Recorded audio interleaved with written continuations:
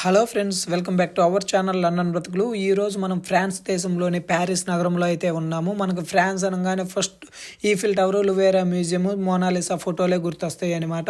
But కాకపోతే last time నేను వెళ్ళినప్పుడు అయితే ఈ లువేరా మ్యూజియంలోని నెపోలియన్ వైఫ్ యొక్క జ్యువెలరీ మొత్తం చూడగలిగాను. బట్ ఈరోజు మీరు వెళ్ళినా కానీ ఆ జ్యువెలరీ అక్కడ లేదనమాట. ఎందుకు అంటే గత 19వ తారీఖు అక్కడ కొంతమంది దుండగులు వచ్చి అక్కడ ఉన్న జ్యువెలరీని మొత్తం అయితే తీసుకెళ్లడం జరిగింది.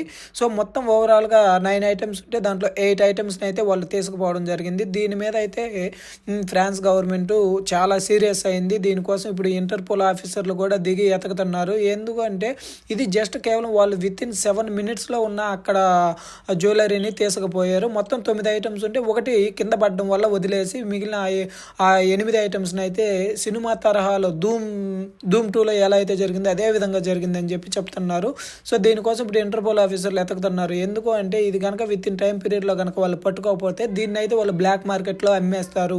ఇవన్నీ నెపోలియన్ తన వైఫ్కి గిఫ్ట్గా ఇచ్చుకున్న జ్యువెలరీ కాబట్టి సో వీటికి చాలా అసలు దీనికి విలువ కట్టలేము. దీనికి అంత చరిత్ర ఉందన్నమాట. అయితే ఓవరాల్గా దీని కాస్ట్ చూసుకుంటే మనకి 900 కోట్లు విలువ చేసే ఆభరణాలు అని చెప్పేసి చెప్పుకుంటున్నారు.